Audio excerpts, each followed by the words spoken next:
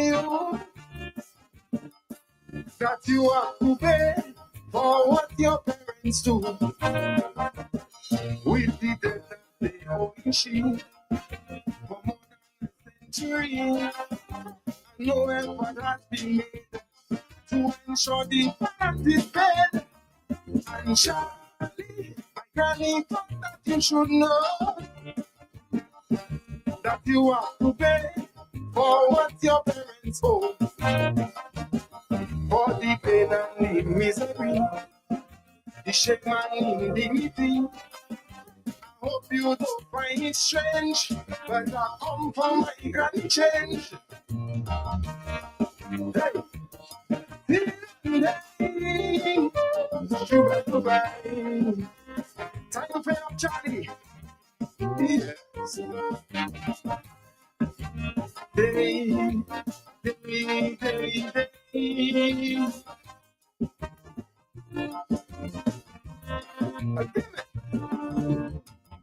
My granny family was taken from Africa.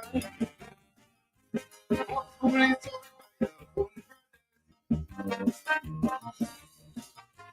if I am going to refuse to make the journey, jumped up people and drowned in the sea. Some of them were taken to North America, working in the cotton fields. While others were brought over to the Caribbean to slave on the sugar cane plantations. So Charlie, my granny asked me to tell you that you have to pay for what your parents do. With the debt that they owe you for more than a century, no effort has been made to ensure the balance is paid. And Charlie, my granny thought that you should know that you have to pay for what your parents owe. For the hurt and the injury, abuse and brutality. I hope you don't find it strange, but I come from my granny change. Hey, sugar to buy. I take nickel pennies, everything. Day, that day, that day.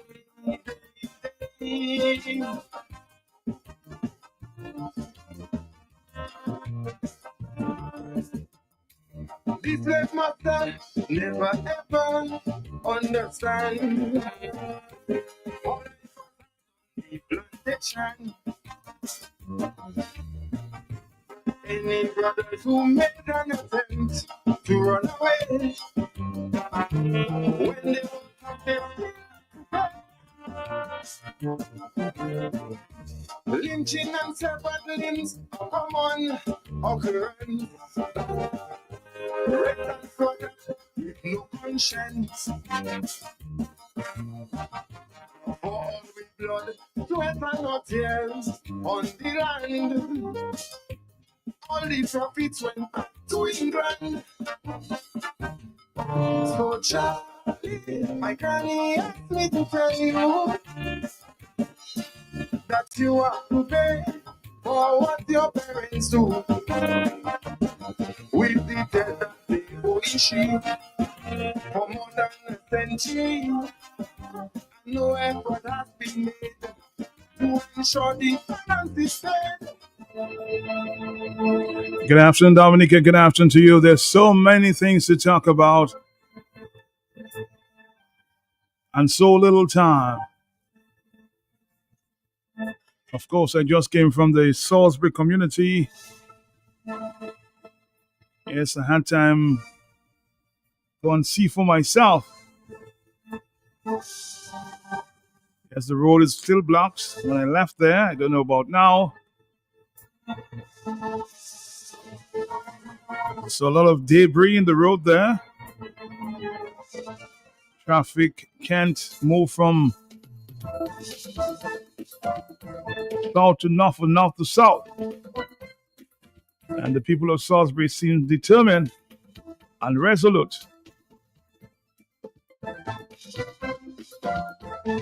We'll share that experience with you in a few minutes.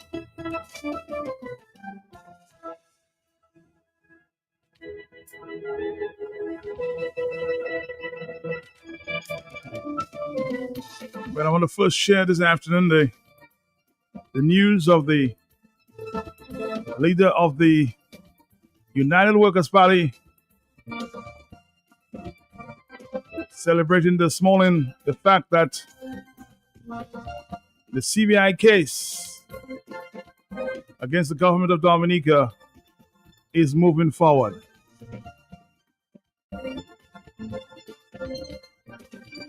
And a few other issues we touched on briefly.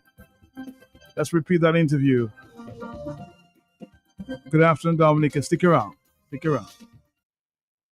In the case Bernie Ryan versus the government of Dominica as it relates to accountability for the CBI receipts coming into Dominica as well as the housing program and where Dominica's monies are stored overseas. This case was lodged earlier this year. You recall our lawyer from Trinidad, Aman Ramlugan, was in Dominica to file the case. It went through, the case was filed. After the filing of the case, the government of Dominica, through their lawyers, they have hired senior lawyers in Trinidad.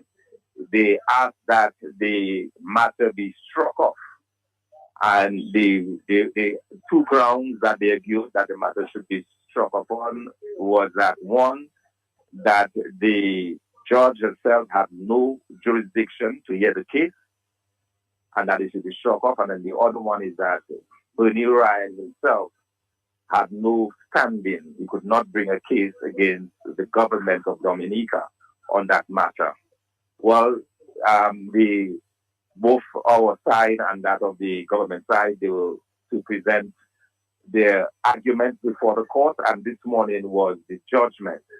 So this morning, the judge ruled in our favor, ruling that yes, in fact, according to Article 102 of the Constitution of Dominica, she does in fact have jurisdiction to hear the case, and that the case will go forward.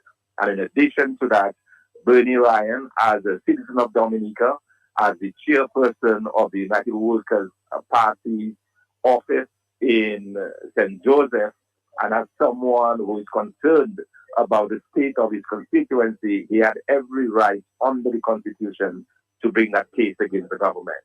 So on both counts, our side won, the government of Dominica lost. And what this means effectively is that the case will now go forward on a substantive basis, and next arguments will be heard on the 20th of May, 2025. So that's a big victory for, of course, the United Workers' Party. It's a big victory match that the case is allowed to go forward. We are very happy about that. We are very happy that the judge ruled the way she did in the public interest, because a lot of the argument was whether or not that was public interest. And of course, it is public interest because it involves the use of millions, hundreds of millions of dollars through the citizenship by investment program that so far has been unaccounted for, money that have gone into a housing program. And if you recall, Matt, when our lawyer was there, he made the argument that the government says that they have built houses in the CBI program. But what is to say they could not have built better housing?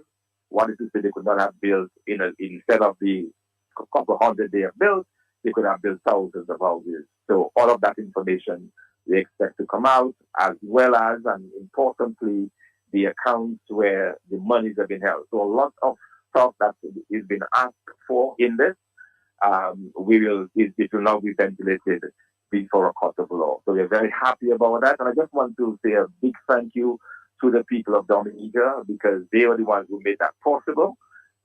We had several radio funds to raise resources because we have to pay the lawyer in Trinidad for his work, the senior lawyer, and the Dominicans came forth and really supported the cause and donated And because of that, we were able to get the very best legal counsel, and it showed up today. And we are very happy. It's a start, but we're excited about it. All right, let me just get a quick comment from you, because I heard that from Mr. Blackmore that you led the some of the patriots yesterday in the protest action against what was going on with the bills. What's your take on Mr. Blackmore's comment? But I'm not sure what Mr. Blackmore is talking about. We, the Electoral Reform Coalition, of which the United Workers' Party is a part, and I'm the leader of the party, we called Dominicans out under Article 1B of our Constitution to come out and express themselves in a peaceful protest, which is allowed under our Constitution. And our Constitution does not say that we need to get permission to do that. It does not say that we need to ask anybody. It is just clear that we have a fundamental right under the Constitution of Dominica to come out in public protest, peaceful public protest. This is what we did yesterday. The fact that events went the way they did have absolutely nothing to do with myself or the organizers of this peaceful protest. Rather, it has to do with the high-handedness of the Dominica police. The fact that the Dominica police came out as being extremely untrained. They came out as being arrogant. They came out as being brutal in the way they handled the protesters. And it does appear to me, based on what I have seen, that there were some abuses of human rights that took place yesterday by the police of Dominica. And I believe these are the matters that Blackmore should be addressing his mind to, whether or not he has an untrained police force, whether or not they need training in crowd management, because what happened yesterday certainly did not amount, should never have a reason to the extent of violence that the police of Dominica used against the people of Dominica. The violent people there yesterday were the police, because you will recall that not one person in the crowd had a weapon. No weapons were found on anyone, not a knife, not a gun, nothing. And yet the person who committed the violence yesterday was the Dominica police. And Blackmore needs to address his mind to that. He needs to address his mind to whether or not they're cultivating within Dominican society a group of men who believe that they can do anything because they have a gun in their hand. And that should not be. I saw a totally irresponsible police force yesterday that failed in their oath to protect the citizens of the Commonwealth of Dominica.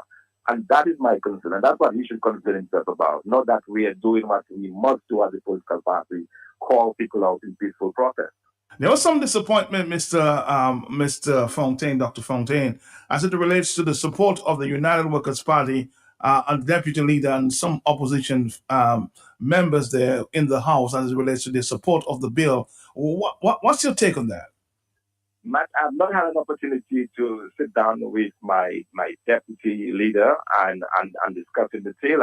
I'm doing that today in terms of what exactly transpired. In the House, I did not get the opportunity to listen. I understand he was with you this morning. I did not get the opportunity to listen to him. And the reason why I am late in getting him is because all of last night, I was engaged in the regional media. We were doing basically St. Lucia, Barbados, different media in those countries called for comment. They were very much what was going on in Dominica.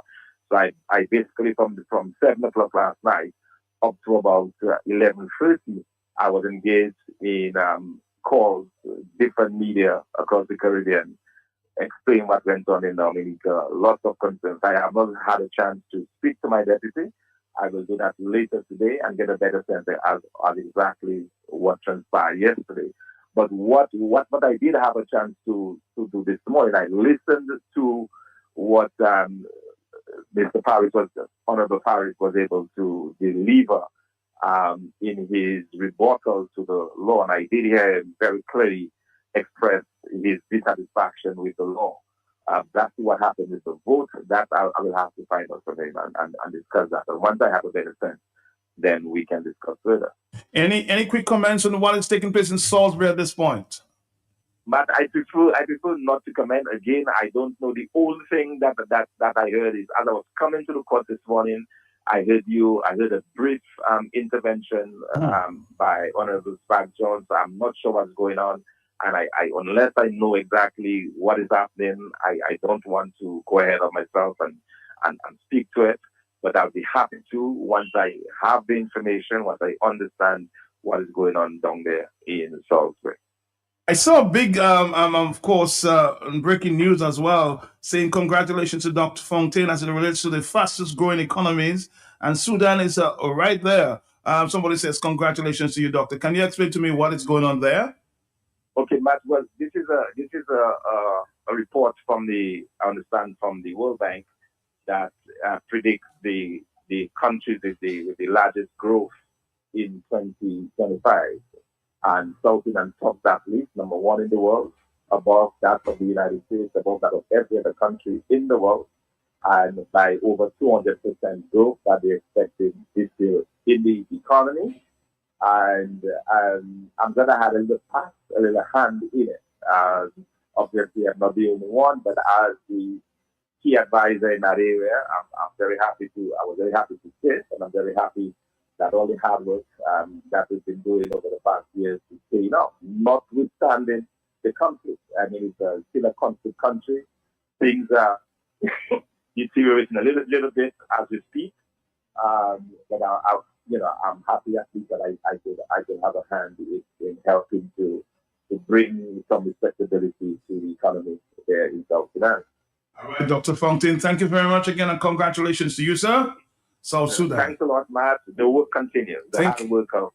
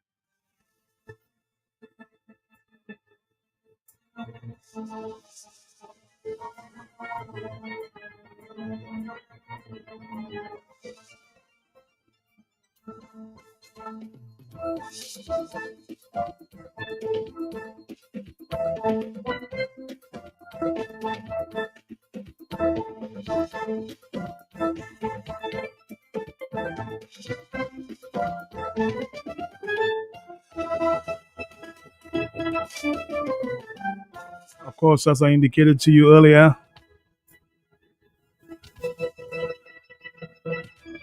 the road is still blocked in the Salsbury area.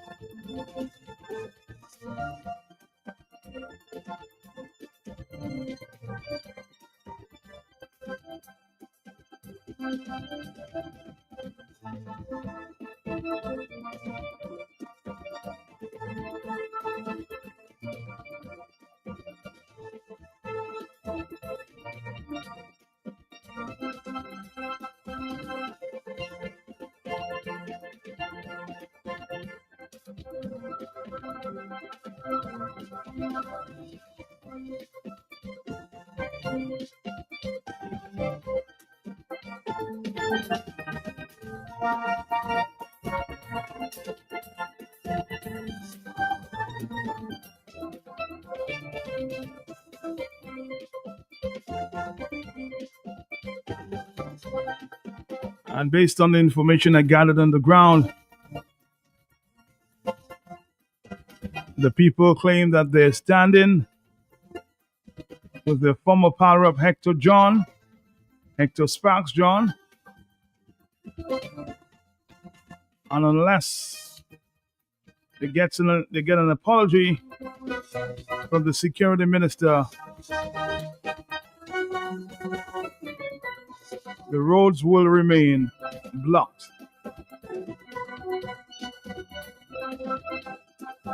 We'll hear some of the voices shortly, but let's listen to Mr. Hector Sparks John, who says he's very tired after last evening's audio.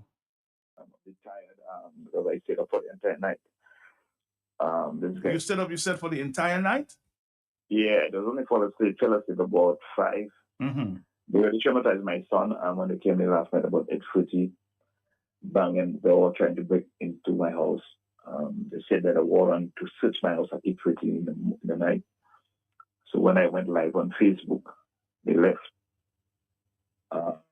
So they have not returned? No, they have not returned. I know they will try to pick me up anyway, but I have to live my life. I'm not letting that. I will not let that deter me from doing what I have to do as a citizen of this country and as a family man and a community man. I will tell you, I was not aware of the blockage. As I said, somebody woke me up around. I fell asleep about minutes of 5. Somebody woke me up around 7 and told me that the road was blocked. And to hear Mr. Blackmore say I instigated it, but he's not saying that his police instigated it by coming to my home last night, about 10 to 12 of them on a bus and a van, 8:30, with a search warrant that they didn't have in their hand when they first come to my porch. The police officer, Mr. Gavin James, was the person that asked me to open my door, and I told him I was not opening my door, and other police officers started slamming. I had a knife that opened up. All my doors have deadbolts, so they couldn't open it. So they wanted to come inside. And interestingly, when I went live and they started leaving, I saw a guy with an assault rifle, high-powered assault rifle, coming from the back on my porch. So he was right in. So you don't know this guy, but in contraband, they tried to frame me or something. He on my porch with a gun hiding in the corner, and I didn't observe him. It's when they were leaving. I saw him leaving the premises with his high-powered rifle. I didn't know the community would come down, but soon after, as they left, my entire driveway was blocked up with vehicles. People from the community showed up. And that's why I came from Salsbury. I didn't go out there yesterday night and fight for the people, so we stood up on people. So you did not instigate, as Mr. Blackmore was suggesting? No, what Mr. Blackmore said instigated him, and as I told him that I just woke up. The people saw, I think, what they did there caused that situation to escalate. And if they do not deal with it properly as leaders, they might even get it to get worse and get out of hand. Nobody wants that. I think everybody wants, as you heard some people call and say, to meet the people and have a discussion with them. But the way they want to treat, instead of for Mr. Blackmore to go on the radio and try to see, he said he spoke to the power rep, try to see if he can pour some water on the situation. You want to escalate calling us vinegar. Saying I instigated it, and I'm telling you right now, it's a villager that called me and told me, if I don't do the Roadblock, I tell him, no, you just woke me up, And so, Matt, the situation that really started yesterday, it was at the protest action. Everybody was there and saying, I was there for sure. I left early after maybe a second walk because I was not feeling too well. Maybe I was dehydrated. So I left. I went to get water, drink, eat something, get my vitamins at best price.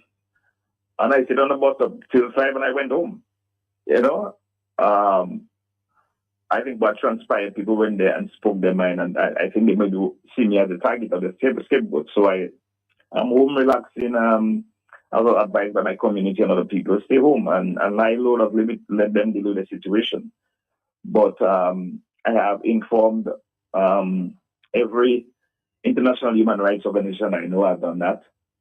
I've tried to reach other international agencies and high commissions and embassies. Because what happened in 2019, it reached the Human Rights Committee in Geneva. We are still waiting. Not too long ago, they contacted me and told me where the matter is, but it's still in the court. So we just have to wait. And when that information is available, we can pass it on. But they're very much aware. They will not intimidate me, and everybody know that I'm not intimidated by anyone. Cannot be, will not be. I was just worried about my son last night when they came there. And this morning, trying to come there and further traumatize.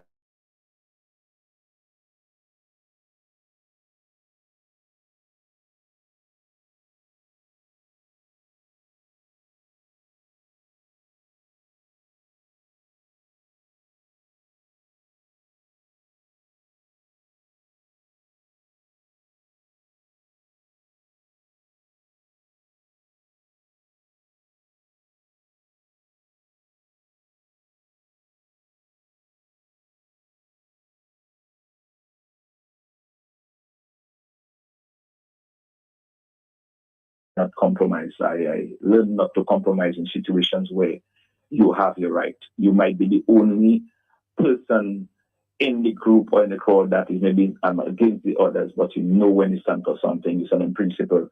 And that's where I have been all my life. That's why I was raised. And I will not let anyone deter me. The comments of Mr. Blackmore shows that level of arrogance coming from the leadership of the country, and that is why we in that present situation where we are right now. Instead of trying to diffuse the situation, he's adding fuel to it, by attacking me and attacking the community of Salsbury at large. Well, it's clear, Mr. Sparks, that given what we heard from Mr. Blackmore, that it appears that you're almost a wanted man, and I'm saying you're not intimidated by what you heard from Mr. Blackmore. No, we have to go through the process. As I said, I'm just worried about my family is worried. Okay. That's my only situation. I know people in the community are worried, and other Dominicans are very worried. Left to me, that doesn't bother me. I think when as I said earlier, when you stand for something, you fall for nothing. Or if you stand for nothing, you fall for anything. And this present situation shows that where we are, a lot of us allow that to escalate from want to give the young man a chance. Mm-hmm. And we didn't realize what we were doing when someone was spoke or when someone.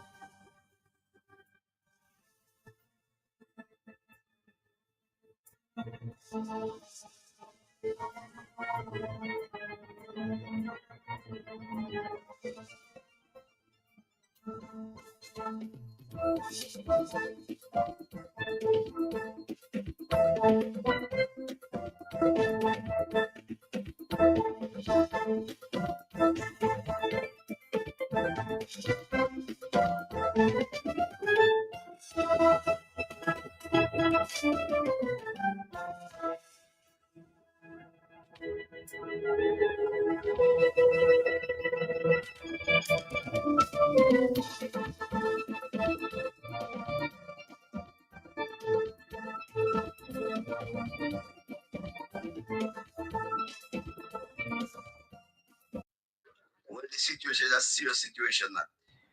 Not the people and government officials to come and talk to them. Nothing like talking on phone. We have seen that on phone before, and it failed. We want them to come and talk to us in person today. Scary, normally go and talk to people in person, or send us high-profile officers and people to talk to them. We don't want to see Corbett. We want to see serious government official today. Or else? Well, protest will continue as you've seen it is continuing. I'm hearing that police may be on their way to solve. So we don't fear police. We don't fear police. We have never feared police because we are police ourselves. Okay, let me see if I can talk to a few people there. Yeah, talk to me, sir. Talk to me. What's going on? Why you come about 9 o'clock in here to come our Electoral? And they come to kill him. And serious business. 9 o'clock in the night. You say you are around. Where going to be, man? 9 o'clock in the night. If you say you go to Salsbury police station, nothing about that. We don't know where the man be. So tell them and behave yourself, eh? Unless the people say Electoral, will continue beating the war. So you keep standing? Yeah, steady. You're not afraid of the police? No. What police? I'm afraid of police. They have the guns. I want no gun. So it's very strong.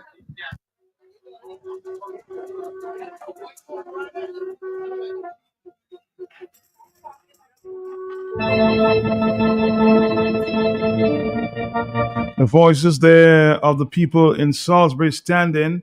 Of course, the police may be on their way as we speak. The last I heard, they were not there just yet. You keep standing. But there's some people who say that the road should be unblocked. A lot of people have been on, And they're not saying that they shouldn't go in the man place last night. They starting fire and then after they're afraid of the fire. So you guys will keep standing. We're right there. You're right there. We're right there. Okay. So what you saying? What you saying? Me, I don't say nothing. I just say leave us alone. Leave us alone. And all those rubbish they have all in the village for them to come and clean it. That's for them to do. That's for them to do. They have fixed stuff in the village that just out of order and they're not paying attention to that. This isn't a mess then. But of course, but that they're supposed to look at and leave the people alone. They just want to take advantage of Hector because he's not Parep. That's all you go in. And you'll not allow that. We don't stand in for shit. That's not happening. Ladies, you touch one? No? You touch one? You touch all. Okay, thank That's you. how it goes. Yes. You come with your gun, the stone we have, there is stone lined up all over the place. All you get is stone whole day, whole night. Yeah, you don't see two people over there. That is too small. Look in there over there. You don't see two people stone right there. So, but yeah, we can't do.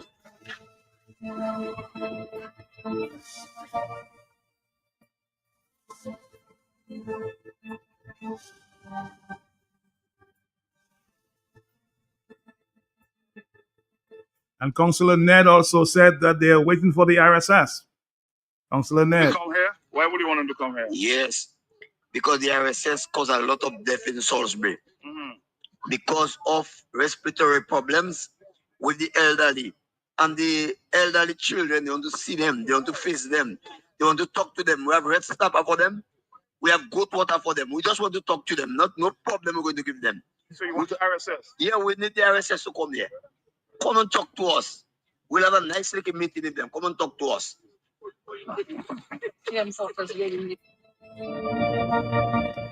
All right, some of the protesters still standing in Salisbury. I was there a few minutes ago. You might show my face again later. Get a gauge of what's going on. You have to be here, there, and everywhere. Hello, talk to me on the telephone. Yes? When I sit down there and I hear in this slap that elderly man get in his face and to throw him down. And this, but I have the right feeling that, man. And it's troubling, but I wasn't wrong. I just see that on the camera. I'd move from on the other side, man. But when we see things like that happening to our people, we should stand up with them because they all come to support. We shouldn't just watch them. We should stand up with them, do like all the Americans and all the other nations do it. The Africans and the Haitians do it. Stand up with your people. When you all see justice are being done to them, stand up for them. Who don't hear, we will fight fire with fire. Who can't hear will have to feel. But you can't be doing that to a man that did not do you nothing, man. I just pray that that man has some sons, man, and some grandsons to do his work for him. And we mustn't do that. And Mervyn said something this morning, and I support him 100% on that. When we're outside there, and we're among ourselves, stop taking pictures of one another and sending, according to what happened, stop taking pictures of one another. The culprits you have to take the picture of their behavior. Stop taking pictures of one another. No, I don't like to see that. I didn't like that at all. What was happening to Imo News? We're supposed to be filming that and let the world know what was happening to her. But when we, in the protest, don't take picture of our face at all. Don't do that, and I will stand by that. Do not do that. Who wants to suggest who is that and who is that? That's their problem. but not to sell it out for them. We have to stop that nonsense. When Haitians doing things, all you see is your people taking out their picture and sending it for you. Don't do that to people. Or you have to stop that. It's our people. We will struggle together. Stand with them. And I hope they send JJ to clean Salsbury. He wanted work to do yesterday. He and William. Go and clean Salsbury. Bye-bye.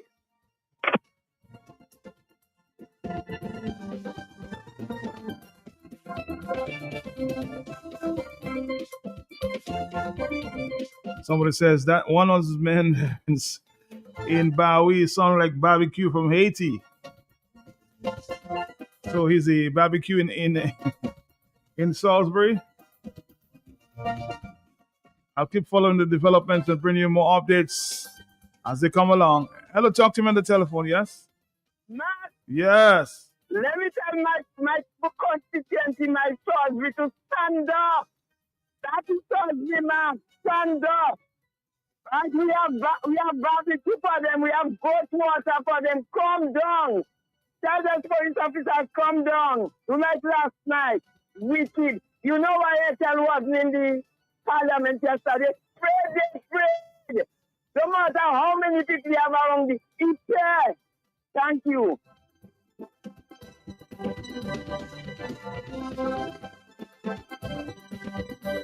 Hello, on the telephone. Are you there? Matt, Yes. tell the Jamaican people, we're showing us how to stand up. We all need to stand up now. The fight don't end yet. It just begun, Matt. We need to stand up. Coward is saying out of parliament and then let these dogs and then do his dirty work. We need to take our country and we need to take it right now. Tell the people and them Bowie showing us how to work. So let's stand with Bowie.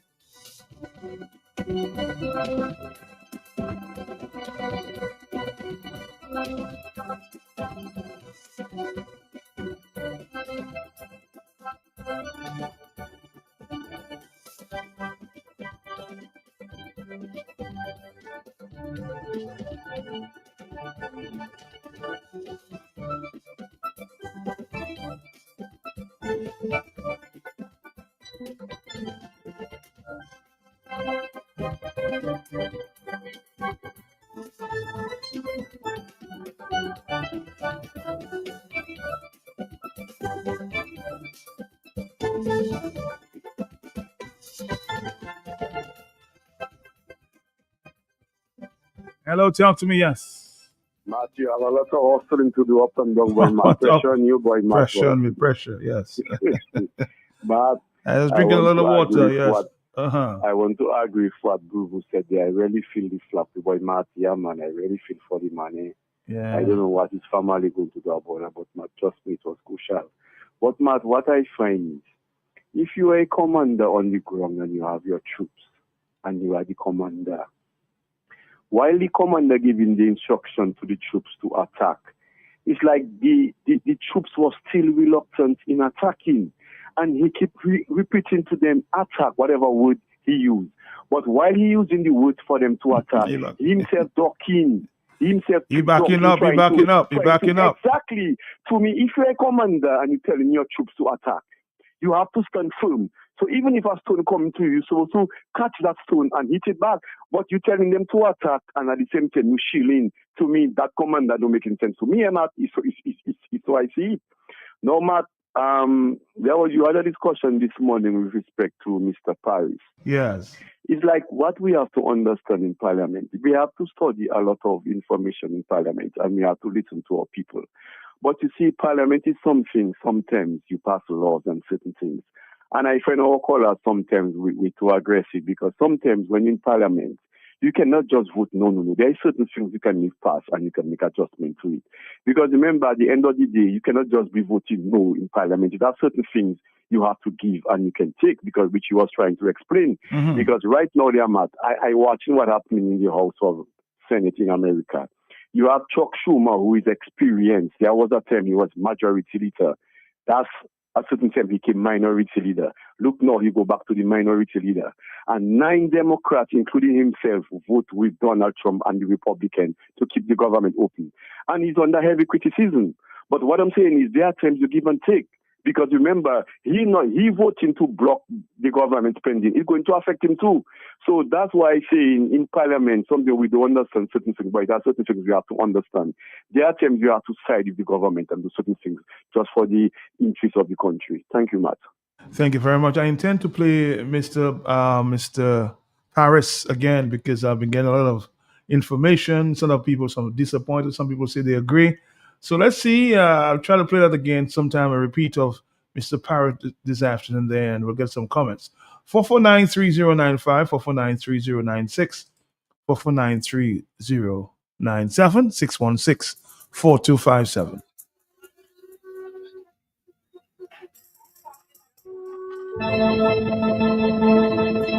On the telephone, hello, yes? Matt, this morning I made an observation about what transpired in Parliament yesterday with Mr. Paris, the barrage that he was subjected to from Honorable Vince Henderson. Sometimes we have to read between the lines, So let me be blunt. Honorable Vince Henderson, you behaved like a bully. You took advantage of young Senator Delbert Paris. Why did you insult and disrespect Mr. Paris in that manner? Tell him you come there playing lawyer as though you're a lawyer. So, Mr. Henderson, so you're graduating, you have a law degree, I understand. So good for you. That doesn't mean you have to cut style on Senator Paris. That wasn't nice what you did to Senator Paris. So how do you feel now that he voted in favor of the bill? And young Tony Charles also voted in favor of the bill. I mean, come on. That's what I wanted to clarify, Matt. That Mr. Henderson, you behave naughty. You behave like a bully. And I'd like you to go easy. I mean, the speaker just didn't utter one objection to your attitude, to your behavior to Senator Paris. And I'd like to tell Senator Paris, I'm with him. Don't worry. Hang in there, my brother. Take care, Matt. Take care. Let's take a break and we'll come back. We'll attempt to play Mr. Paris sometime later in the hour there. Hello, yes? Are you there, caller? Yes. Yes. Peace and blessings, Matt. Peace and blessings. Oh, yeah. How are you? Am I on? You are. You're live. Okay. I concur with the last caller that just called in reference to how senior position members behave. And there's a certain, I would say, mannerism you should have and respect that you should have, especially when you're dealing with a younger, probably not as experienced member. But to go back with the incidents, and I try to stay out of politics, as you know, even I may be qualified, but try to stay out of politics. But let me just say, was very disheartening what I saw yesterday. Okay. Our Dominica, it's a free country. Mm-hmm. And the way things were carried out yesterday, to me, in my view, in reference to how the police dealt with that young Emo News, reporter, that was very disrespectful. Very, very disrespectful. And what it shows a certain climate here in Dominica in how the police handles situations. And the police are there, yes, but the police are there and they should be there. But the police are there to protect and serve every citizen of Dominica. Not just one side, but every citizen, whether it's for the bystanders that are there looking on, or it's for the people who may have, any kind of violent intent, but it's there to protect everyone and to try to diffuse situations. To me, the way the police speaks to people is very disrespectful. And when we speak of community policing, that should be one of them. Because how you deal with your citizens, not when there's an issue and the citizens need to go to the police and maybe give information to the police or whatever the case may be. They will not be willing to go to the police because the police comes forth as bullies, not to help, but as bullies. And I think that police officer, he should absolutely apologize to that woman. And what was even so more disheartening, was to see there were other news reporters there. I won't call their name, but they know who they were, that stood there and saw the manner in which that police was handling that woman and did nothing. Nothing. It's like watching violence happen and you stand by and watch it happen and do nothing. You are just as guilty. Because even if you're pressed, she's pressed. And if she was not supposed to be there, neither one of you should have been there in the first place, if that was the case. But if you're allowed to be there, she's also pressed. She should be there because I believe there's such a thing as freedom of press. Now, if there were, per se, stepping on boundaries they should not have been, then you should have escorted everyone away from the situation. I do not like what I saw in my country. And at the end, you could hear the police officer saying, he asked eventually for the other reporters to leave, and he said, they're using you as an excuse. So if that's the case, get out. So in other words, he's not punishing one reporter. He's punishing, he's not only attacking one reporter there. He was protecting them, but at the end, he suspected he was wrong, and he asked them to leave as well. But yes, okay, if that's the case, Matt, but how you handle situations. I understand what you're saying. I said, yes, I mean, they could have handled her, in a more professional manner, but the other reporters were handled, with kid gloves, and they actually tried to be a little more aggressive with that certain reporter. But here he's hand in her face, I'm warning you, I'm warning you, I'm warning you. There's a certain behavior in how you speak people that in certain ways when you speak to people, it's going to escalate a situation instead of deflate it. You as a police officer have to learn how to deflate situation, to diffuse situation, not to escalate them because people are already heightened. So how you come across, you can either inflate or cause more fire, to it. It's like pouring gasoline on the fire, or you can try your best to deflate it, especially when it's in such an issue as to what was going on yesterday. Well, what I can tell you, a lot of the police are lacking in terms of training. They don't know how to handle certain situations. You know what, Matt? Honestly, I went to see one of the top brasses there as being, with my education. I went to see, and speaking of community policing and training some of the officers, I am still waiting. It's been months. I went there to speak to them, brought my information, brought my certifications, my degrees, whatever.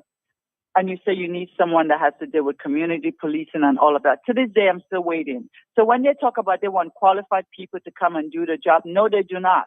No, they do not want people to come and ruffle any feathers because they're qualified people who can come and do a job. But because people are so comfortable in their cushion jobs or who's getting what and what and what and their statuses, they're not willing to let anyone else in, And that's why we'll continue to have situations like we do and how police are dealing with the public.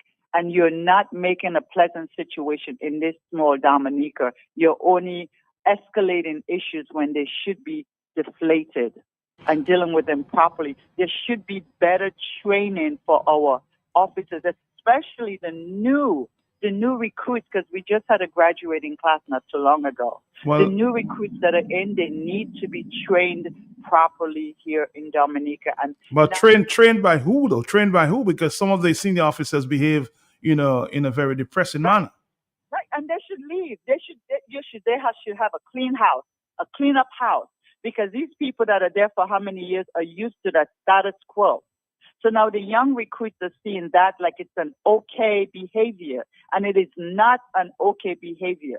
Though I'm here, and I'll say, and maybe they'll come looking for me. And also, let me just point out one thing. Certain people who come and call your show, I'm just going to give you a little 2 cents.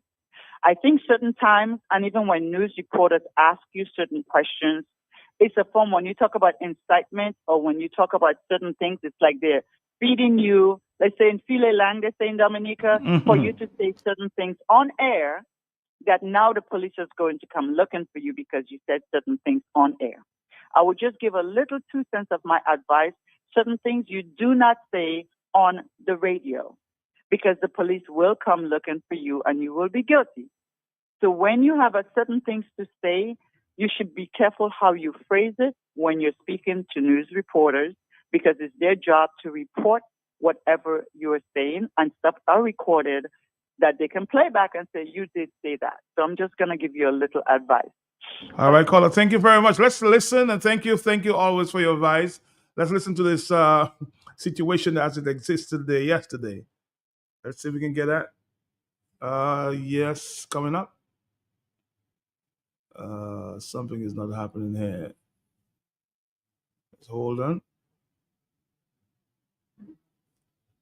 Let's go back to the beginning here.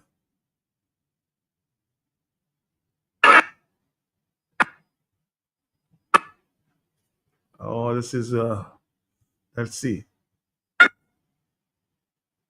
Not happened as I wanted to, but again, she related the story to Q95 News yesterday.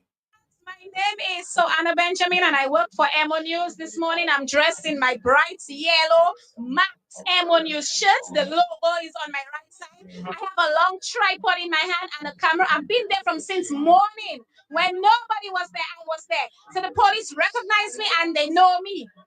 So when the barricade, I've been asking the police for me to get a little safe spot on the side, and they said no. So when the barricade went down, I took a safe side on the side. And then when everything settled down and the police realized that I was behind the barricade, they came and they told me that I need to come out from there. So I told them that I'm standing with Fox Young Workers. I was on the side, the door was open there, and there were other reporters there, Matt. There were other reporters there. I'm getting to that. But I was standing on the side of the 14 employees, and they insisted, and I'm sure you heard him over the line, very rough. He twice he took my camera and he was walking it because I did not let go of my tripod stick. He took it and he was leading me away. I took it, I held onto it. When he let go, I went back. And I took refuge by Kewana Fountain, what's her married name? Wilson. Kewana Fountain Wilson and Curtis Matthew, acting manager of DBS Radio. So that's Text Media. So I felt quite comfortable being in their midst. Yet still, he came for me right there. What did he tell you? He's telling me to come out from there. I am on police. I am in his work area. So I told him, but DBS Media is there as well. Why aren't you telling them anything? Then after many times saying that, he told them to come out there as well. So I moved with them. While they're moving, I'm moving with them in the middle of both of them. They opened the barricade to let both of them pass, and then they closed back the barricade. I kindly asked him for me to move with media, and he refused. Then another policewoman who I know very well, she came, and of course I listened to her. She told me to move. So I went on the fort, closer to again the fort, away from the protesters. I'm clearly making myself distant from the protesters, and they still have a problem with where I'm standing. So tell me, how do you feel about this month's action? Boy, Matt, in times like this, your thoughts are just racing. I mean, did I almost get a gunshot? Is that what happened? I mean, I got tear gas the last time, and again, I was not in the midst of protesters. I was by myself, me and an elderly gentleman, and we saw when the tear gas fell by me. So you think it's an attack on Emo News and the media? Well, Matt, you have to watch your words these days. But the evidence is there on camera. You can hear my voice and you can see it. So let us judge for ourselves. It's there, man. It's there. I never went off. No problem. You stood your ground. Thank you. How old are you? I am 86 years of age. 86 years? Yes, Dudu. And you prepare to stand? Yes, Dudu. Until I prepare to stand, I fight for my children. I have 4 generations. Children, so I prepare to stand. I'm not giving up. I cannot walk, I cannot sit, I cannot do nothing, but I stand up until. You said something about the police touching you. If a police put their hand on me, it's best they kill me right away. Because if they don't kill me, I will kill generation to generation.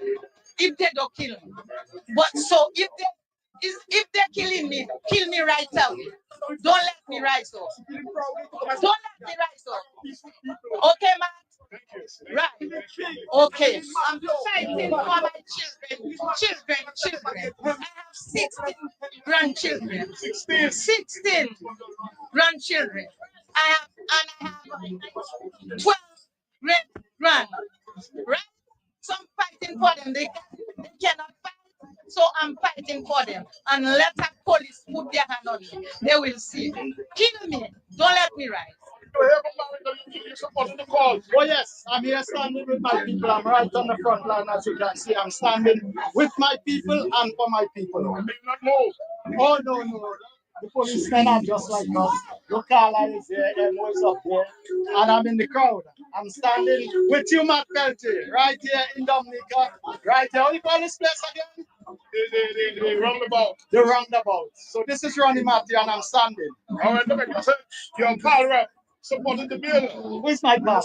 I thought the last I knew Lennox Clinton was my pal. Is he in there supporting the bill? Not Lennox Clinton. No. You're talking about Anthony. Yes. Oh, he's in there supporting the bill. Well, we will have something to say about that.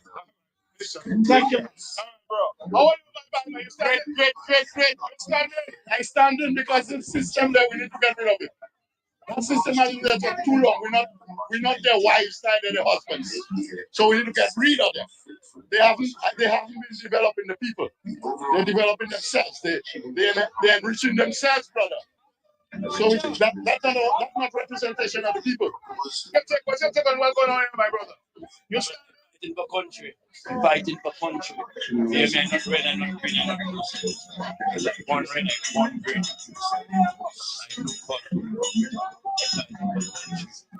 I standing for Dominica. I live Guadeloupe and come down to stand for Dominica. That's my country. All right. So yeah. You making a point. You standing? I standing full, 100% and more. I ready to go through there. I don't care. Honestly, I don't care. I don't worry. I don't that just to scare us. I tell you, we ready. And anytime we're moving forward, I want people to go inside there. We're going inside there. Inside there, because look at the age of the people are there. See if it's a many young people there. All right, Dominica, it's 2:02. Some of the reaction outside of the Fortune Hotel where the protesters stood. Well, as we heard this morning, while the protesters were standing for a cause, some people are a little more confused this afternoon or this morning, today. While they were standing for a cause, opposition members in the House voting for a bill that a few people seem disappointed about. Delbert Paris explained what really went on there in Parliament yesterday.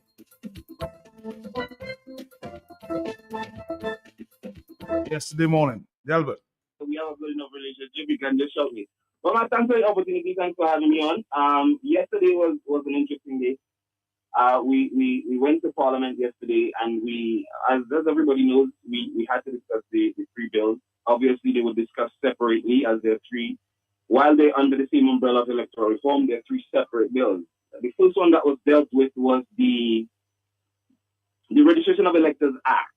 The Registration of Electors Act. And for the people who were following yesterday live, and the people who have taken the time to look at the presentation, particularly mine, you would have seen that we took the time to advocate very strongly and very forcefully on a number of the vexing issues that were in the bill that we felt, or that were not in the bill, that we felt should have been included.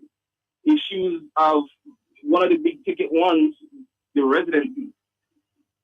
Speaking to the fact that if residency is not a key eligibility criteria, it risks diluting the votes of citizens who live in Dominica and who have to bear the consequences after selecting representatives. It means that people from outside can come inside and sway the votes of people who live here and have to deal with the consequences. And I would encourage people to go and look at that presentation. A lot of work was put into it, advocating on those issues. Matt, I would go so far as to tell you that we during the special parliamentary committee meetings that we had, we advocated very strongly on that as well, and we made recommendations. I reiterated those recommendations yesterday during my presentation on the fact that whether we're doing re-registration or whether we're doing reconfirmation,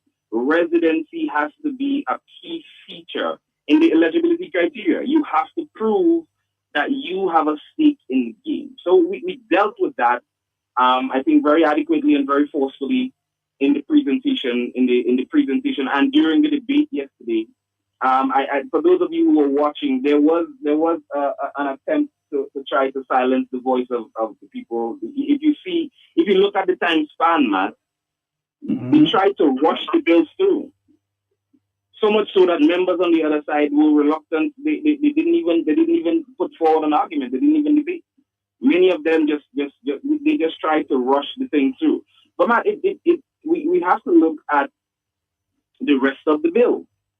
And at this point, I would like to say congratulations to the people who stood up yesterday peacefully, but making the point that they continue to stand for the right to participate in free and fair elections in their country as citizens, as residents. And that is because of that type of advocacy and that type of resolute stand by the people who were there yesterday and the people who have been there for years that we ended up in Parliament yesterday discussing electoral reform in the first place. So let's talk about the Registration of Electors Act and the things in there that we have been saying yes to for a long time as individuals, as opposition forces, as a party. Remember, Matt, we have been advocating. Remember, there was a time when the issue of identification in the electoral process was only going to be a national ID card. True. It's through the type of advocacy that we saw yesterday and in years gone by that now we have the government have moved from that to a voter identification card. Yes, they didn't give us fingerprints, but they gave us the photo ID. The photo ID specifically for voting. That is something that we said yes to. We have been saying yes to that as a party, as a country, as people, as advocates for years, and that is in there. We have the strengthening of the roles and responsibilities of the chief registering officer, giving him or her now the capacity and enforcing it in law that they have the ability to remove names of people who no longer meet the eligibility criteria to be on that list. That is something that we advocated for a very, very long time, and that is in there. Look at the role that the Electoral Commission is now going to play in terms of setting up the regulations and enforcing the regulations with regard to the registration of electors, be it in confirmation, be it in re-registration. That is something that wasn't always there. That is a feature that has been strengthened based on the type of advocacy that we did in the past. Let's look at the issue of the technology-enabled system. That is a move in the right direction. That is something that not just yesterday, we have been saying yes to these items which are moves in a positive direction for the advancement and the reform of our electoral system for a very long time. So Matt, and the list can go on. There are a number of things in there that the only reason they ended up in there is because of the type of advocacy that we have been continuously doing over and over and over in public, in private, through recommendations. I mean, look at the correspondence that the United Workers' Party has sent to the Prime Minister in recent times, where it talked about a number of vexing issues, right? But there are issues in there that is a move in the right direction. And Matt, here's the thing. Can we afford to lose all of those aspects in a bill that is going to be passed? Can we afford to lose all those aspects? Can we afford to be seen as rejecting all of the same things and playing into the hands of a rogue administration suggesting that the same things that we advocated for that now is represented in the provision, that we don't want them. I don't think so. But the statement by Mr. Blackmore that you supported the bill, categorically is basically false altogether. Well, man, You supported parts of it. I don't know you for somebody that always takes Mr. Blackmore at everything that he says, and you should be careful with that, man. You should be careful of running with disingenuous statements that Mr. Blackmore might try to give you the impression, because we were not there for all of the conclusions of all three bills, and they were not accepted as a block. There were three separate bills, and on that first bill, whatever disingenuous ploy was made to ensure that there's a division and people have to say yes or no, and boxing people into a yes or no answer. However that is played out in the public now, we have to make sure that we have clarity on the issue and understand there are things in the bill that works in our favor that we can continue to use and that we can continue to advocate for. And we understand the process of legislation. While we can accept the things that we've always advocated and always said yes to as a public, as advocates, as opposition forces, we continue to stand for the things that will continue to strengthen our electoral process. We continue to stand for the things that will block the loopholes that stand to compromise and dilute the authenticity of our electoral process.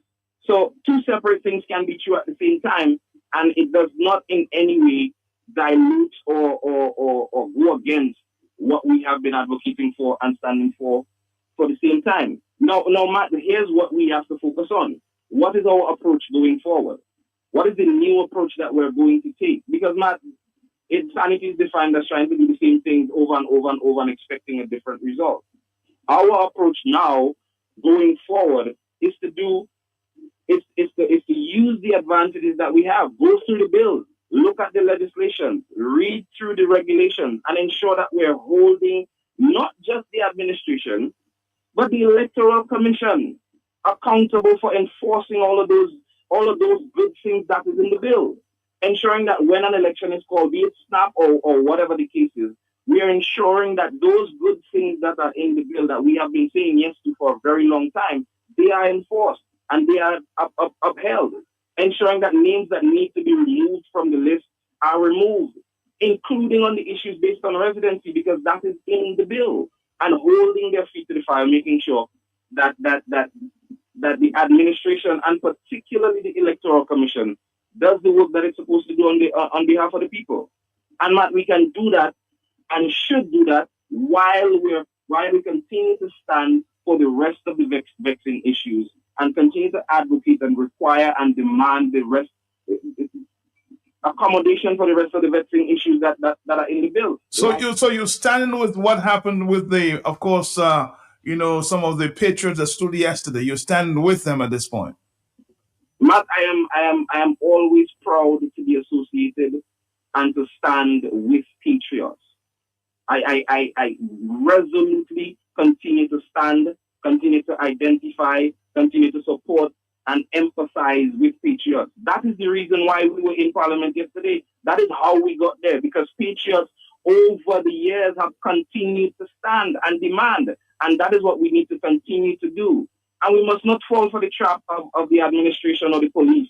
When patriots decide to stand peacefully, and it is turned into an uncomfortable, unfair, abusive situation, and blame patriots for that.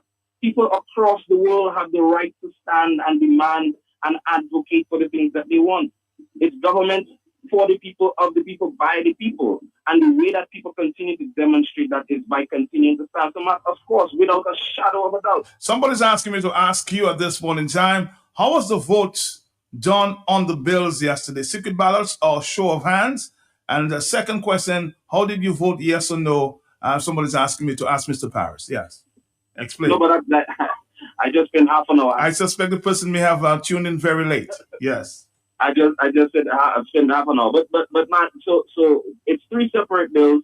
Usually the ayes have it, but on the first bill, they ask for division, and what a division means is that they're boxing you into a yes or no situation or a spin or whatever the case is. Okay. Individually, everybody has to respond.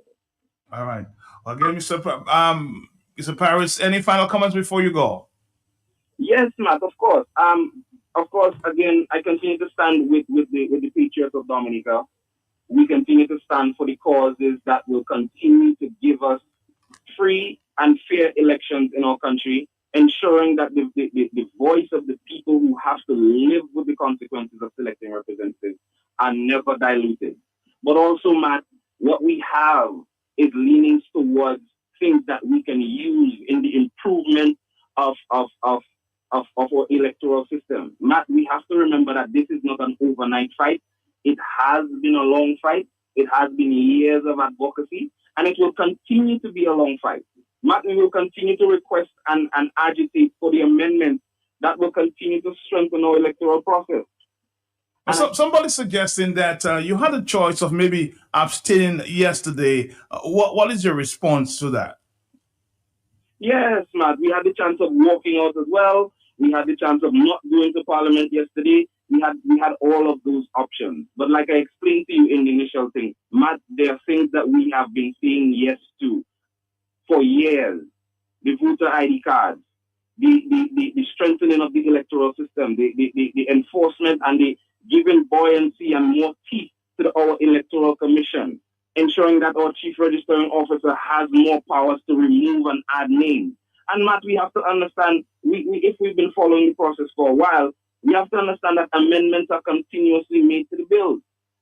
So while we take what is good, we can still stand and advocate for the rest of the things that we need. And I don't want us to lose sight and get distracted with and start majoring in minors as to what we've done and what we have to do. We must focus on looking forward and how we would start using and utilizing new leadership approaches to try and achieve the things that we want in the protection of our people and our country. Just a final question to you, and somebody's trying to confirm.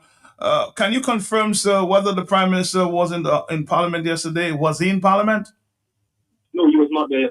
The Speaker made an apology for him, saying that he had requested leave to be absent yesterday. All right, so confirmation that the bill under his name and he was not in Parliament. Thank you very much, sir. But Matt, I want people to remember that we were there. Yes. And I want people to go and take the time and look at the presentations and the advocacy that has been happening and advocacy that will continue to happen. Because this is serious business. We have things that we can use now, but there's advocacy. This is going to be a long fight. It is not over. I heard a caller this morning saying that it is not over. We have to continue to employ and promote new approaches to advocacy. And Matt, we can walk and chew gum. We can do 2 and 3 and 4 separate things at the same time. Every one of us has a different responsibility in this fight.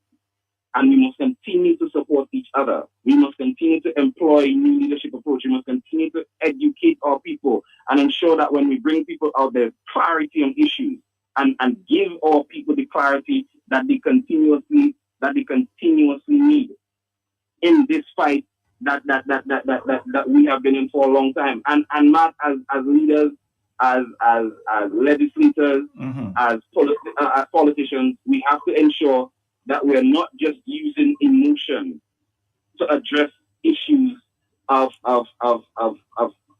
advocacy. We have to be using intelligence, we have to use tact, and we have to make sure that whatever we do looks in the best interest of the people that we represent. All right, thank you, Mr. Delbert Paris. I'll give you a feel of what actually happened when the vote took place there in Parliament. Stick around. This is the Talk on the Block, Dominica. We love to be real, so stick around. I'll give you a feel.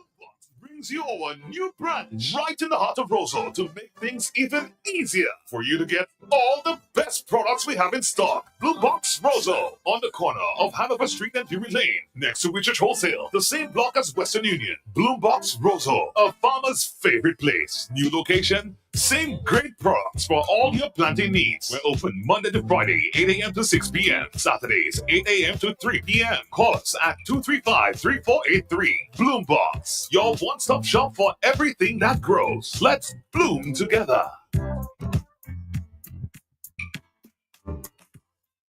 This is the talk on the block. Dominica, listen carefully what happened in Parliament yesterday. You want need a division? Yes, yes, Mr. Speaker.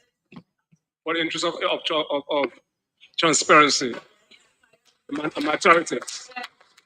I like us to vote on this bill as the Parliament.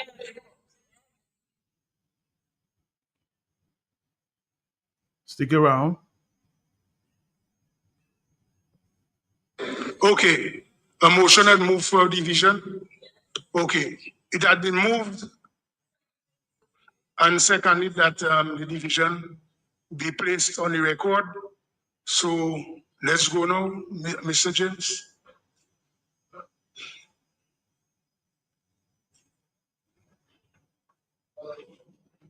So, yes. Honorable Dr. Irvin McIntyre. Yes. Honorable Dr. Vince Henderson. Yes. Senator Honorable Rayburn Blackmore. Certainly, Mr. Speaker. Honorable Octavia Alfred. Yes. Honorable Cassandra Laville. Yes. Honorable Dennis H. Charles Pemberton. Yes. Honorable Melissa Fopon Skerrit. Yes. Honorable Fidel Grant. Yes. Honorable Greta Roberts. Yes. Honorable Shikara Lockett Hippolyte. Yes.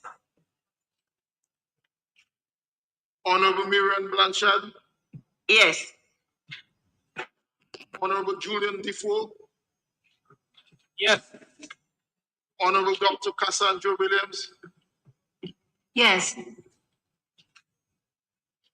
Honorable Darren Lloyd. Yes. Senator the Honorable Oscar George. Yes.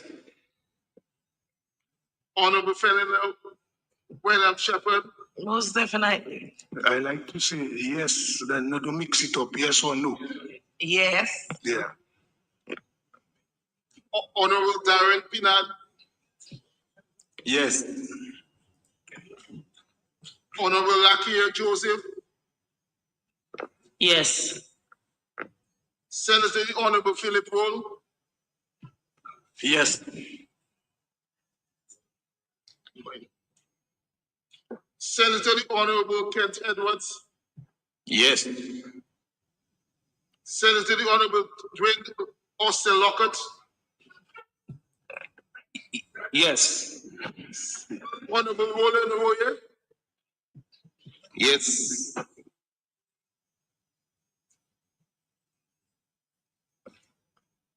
Honorable Jessica Paul. Yes. Honorable Anthony Charles. Yes.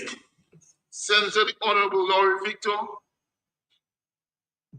Yes. Your yes was soft, you have to say it strong.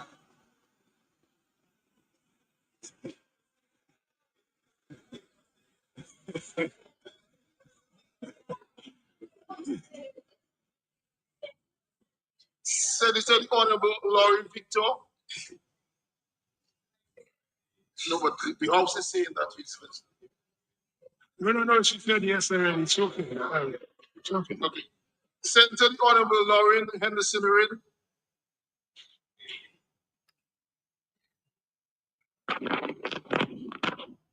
Yes. Boy, that is. Senator the Honorable Delbert Paris.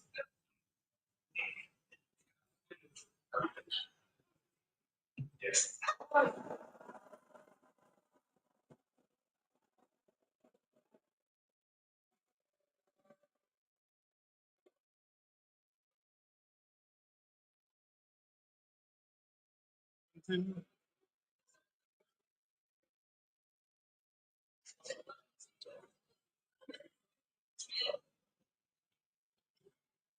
Senator, the Honorable Vidal. Shalika Vidal. Yes.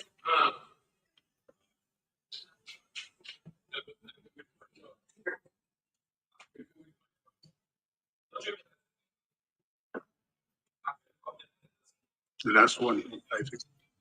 So, unanimous decision? Okay. Okay. So I must report the division to the Honorable House.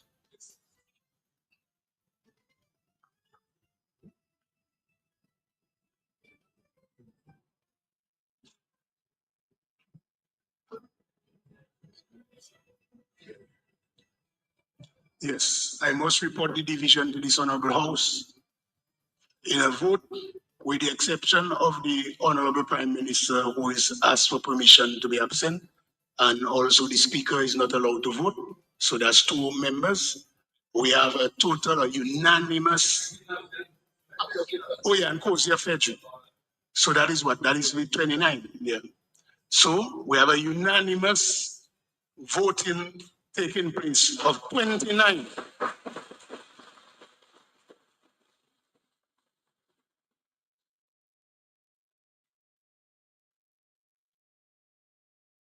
All right, Dominica.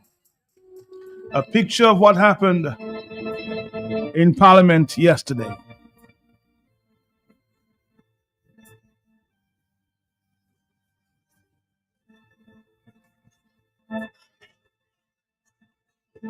So you see why a number of persons are confused and disappointed.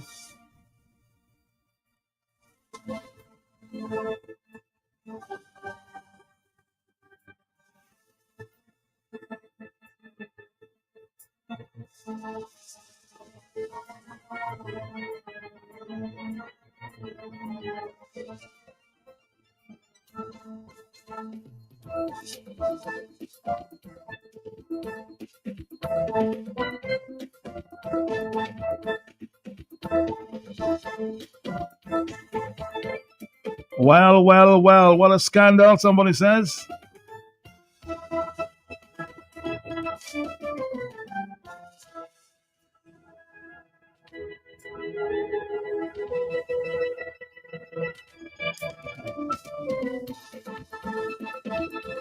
Mr. Zed Lloyd, one of the organizers of yesterday's protest from the diaspora, had this reaction. My brother, even if you vote against a bill, you know, you have a parliamentary setup, 19, to 2, 18 to 3, those extremes. My brother, even if you vote against a bill, the bill passes, the same bill that you says has good parts in it for you think has good parts. If you're voting against it, doesn't nullify its implementation, given the parliamentary realities in the parliament, It doesn't vote. You did not even have the courtesy, bro, to deliver a promotional, respectful message to the protesters before you even went into parliament. You know what that says? Your vote was conceived long before parliament. In fact, the entire oppositional people, your votes were conceived in processes with the government long before yesterday. You understand? An utter disrespect as parliamentarians to a process and a people who put you in power, who elected you. So when you come talking to us about this fancy language about your reasons and the bills, my brother, you could make an argument for the good things in the bill, and you could still abstain or not vote yes on the bill, or not vote yes on the issue that you're standing in solidarity with the people who have been aggrieved by this process and who are out there taking a stand on behalf of democracy. And the good things in the bill that you talk about could still become enacted because the government has a majority process in the parliamentary process. You understand? So your language makes no sense politically. No sense. In fact, it represents a level of parliamentary naiveness. You understand? That is what it represents. You understand? Across the board. None of you guys in there who came into this parliament on the backs of the people who have been struggling for electorally for 15 years. None of you all. I live in America, bro. Parliamentarians stop in front of wherever they're going, bro, and they greet the protesters. They deliver a solidarity message to them, and they make clear what it is they're going to vote on. That is what you do as a parliamentarian of the people, and by the people, and for the people. You understand? Your process and the process of all these other people who sit in parliament was a process of disrespect.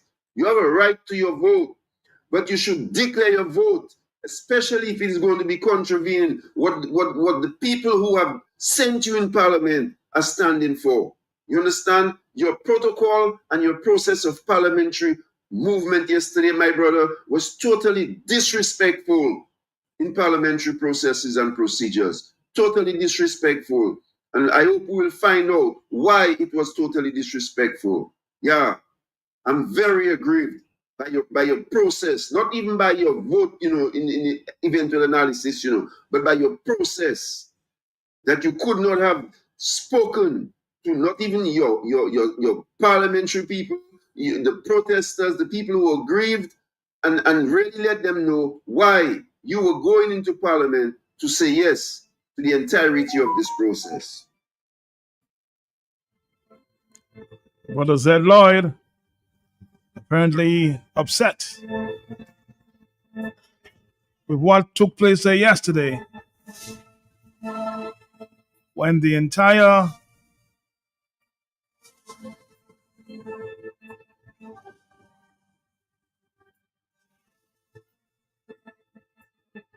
members of the opposition stood in support.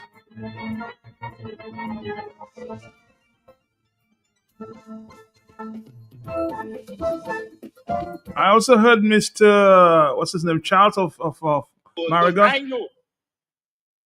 None of my friends outside there. None. Talking to the protesters out there. None of them outside. None of them outside. Who was there voted for me to come in the house and do it the right way. We're not going outside. None. None of them outside there. None. I mean, we 10 Margot people outside.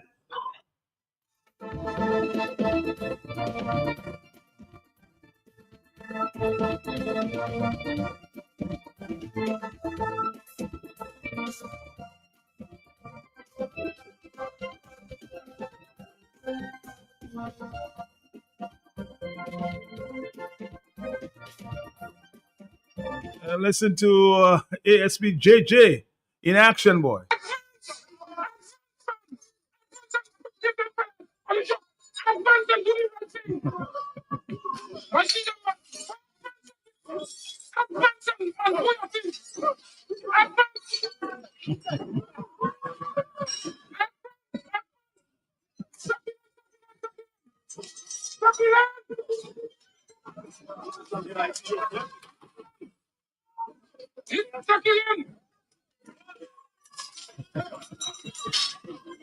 Interesting, advance, and he's at the back giving command. Hello, good morning. Hello, talk to me on the telephone. Why? What an interesting afternoon. Hello, talk to me. Yes, this is a talk on the block. One thing I want to address. Yes, I'm glad that Peter clarified what he was talking about this morning, because that's the point at which you got me up this morning as you had to, because I thought I got the impression that Peter was blaming Paris for what happened with Minister Henderson. I'm glad he clarified, because the person who was wrong in this was Minister Henderson. And in fact, Minister Henderson got a few things very, very wrong. So the first thing that Minister got wrong was that he accused of Senator Paris of not being a lawyer. What he forgot to tell the nation, I think the people need to understand that Senator Paris is a legislator. He's a writer of laws, whereas the lawyers are practitioners of laws. So the minister did not get the difference between the legislator and the lawyer. Senator Paris had every authority to go to legislative history in discussing a matter that had constitutional force as a legislator, not as a lawyer. That's important to understand. And then the minister made it worse when he referred to the American condition, where he made a couple of mistakes. One, he said that America was started in 1797. Well, I know he knows it's 1787, so that may have been a slip of the brain. But he then went on to say that the American founding fathers consulted the Constitution of France. Well, that's not possible because the French Constitution was enacted after the American Constitution was enacted. No, those may seem to be simple matters, but they're not, because what I found interesting was how the speaker responded, because the speaker seemed to have gone back on certain rules that he established. In other circumstances, when one member has attacked another member, the speaker, from my recollection, always then calls the member who was attacked to defend himself. And I was expecting the speaker to allow Mr. Paris to defend himself after he was personally called out by the minister, but that wasn't done. The other thing that was interesting to me was another ruling that the speaker seems to have gone back on, and I think members ought to take note of it. The speaker has always said that if someone is not in the house to defend himself, they should not be attacked. They should not be spoken about. They should not be referenced. Yet I heard several members, or maybe one or two, let me be honest, make reference to Mr. Lennox Linton, who is not a member of the House. So under the Speaker's rules, that should not have been allowed. So the Speaker apparently has gone back on that rule, and it is now permissible in the House of Assembly in Dominica to refer to someone who is not a member of the House. And then finally, because we are simply speaking about the Speaker's action, finally, there were two more things. I didn't like the way they handled the division, because the division in the rules of the House and the standing orders of the House Assembly are simple. If someone asks for a division, then the rules, the next section says, the clerk shall then call every name and they shall answer aye or no. Actually, it's not yes or no, it's aye or no. That's what the rules require. And since the Speaker has been very pedantic about rules, I thought he would enforce that. But this saying that division has been called for and so on, that is not what the order requires. It again is a simple thing, but it takes bigger proportions the way the Speaker has been running the House. And finally, I had to say this. Since we're speaking of Senator Paris, I was very impressed at the way he handled himself when the Speaker tried to scold him, and he very actually turned the tables on the Speaker and actually scolded the Speaker for scolding him when he told the Speaker, Mr. Speaker, the reason why no one stood up to object to what I said is because they were listening, implying that the Speaker himself is the one who was not listening. Thank you. Somebody said, shame, shame. Said, you are right.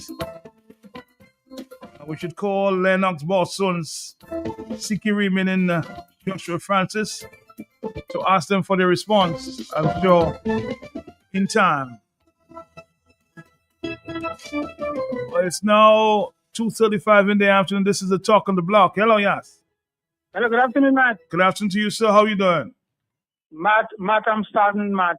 I'm saddened. You're saddened? Mm-hmm. Matt, I am listening to Mr. Paris' utterances and excuses why he supported the bill yesterday. And that is a betrayal of the people. The people we asked to take to the parliament yesterday. That is a betrayal of the United Workers' Party, Matt. And at this time, based on the utterance of my party leader earlier on your program, I will say very little, Matt. Matt, but this vindicates Steve Benjamin.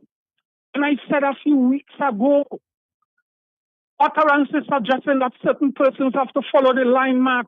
We cannot tell the Dominican people take to the streets to send a message to the parliament that they must stop a bill from passing. You see the brutality of the police and the people. My niece, my uncle's daughter who worked with MO News was brutalized by the police. And you're telling me persons representing the interests of the people, persons representing the interests of the United Workers' Party. And let me make it clear that Steve Benjamin is no longer a member of the National Executive, but I will remain a United Workers' Party supporter until my death. But what went on is a betrayal of the people. I am saddened, I am ashamed of that. For somebody to stand in the parliament, listen to Labour Party bigwig supporting a motion that we spent more than 15 years crying for, stating with clarity that we're getting a little thing from the bill. So I'm supporting it. Thank you very much and good afternoon. You sound very disappointed, Steve.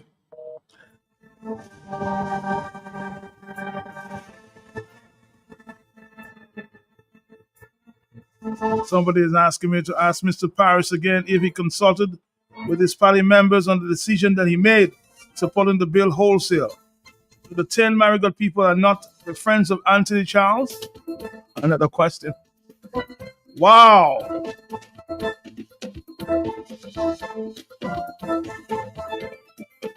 Good afternoon to you. This is the Talk on the Block. Good afternoon. Good afternoon to you, yes. Yeah, I want to say I support Mr. Z. Lloyd 100%. What he's saying is very correct. And the rationale that Delbert Paris brought across, it really doesn't make much sense, you know, because it just shows these guys. So you're saying Mr. Delbert Paris should have abstained? Well, he could have abstained. He could have not even attended if he wanted to. You understand? He could have stood out on the outside with the people. He could have done anyway, but not vote for it. Do you realize, or did you realize that when he voted, how jubilant the House was, or the majority members in the House was? Oh, yes, I could hear that. They were very happy because they didn't expect him to vote, obviously. You understand? Because these people are on the outside going against what is going on in the House, and then he's supporting what is going on in the House, and he's trying to rationalize it, you know? So it just shows, you know? And these people, they are busy to be at the helm of leadership and everything like that. This is why there is a process they have to go through, a ripening process, you know? And Mr. Lloyd is correct when he said that he should have at least stood out for even 2, 3, 4, 5 seconds to address the crowd and to let them know what is going on, you know? But these people, they really don't care. You understand? And this other guy, the Tony Charles guy, I was never really impressed with him because to me, he cannot even speak, you know? So he's neither here nor there. Anyways. Okay, caller, thank you. One lawyer is saying Senator Paris votes yes in favor of the bill. It's a vote for the entire bill. It's not a vote in part, i.e. a vote for the certain provisions and a vote against certain provisions. What Senator Paris should have done is to say, I vote against it. That is the blunder of the United Workers' Party from the beginning when they refused to participate in the election process. They lost the voice of the people in Parliament.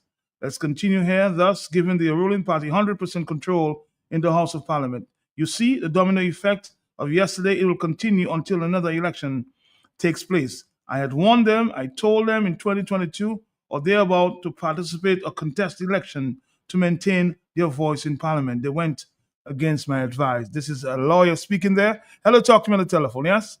I'll keep it anonymous. I must say, Dominica, full of experts from all angles. But I want to say, leave Senator Paris alone.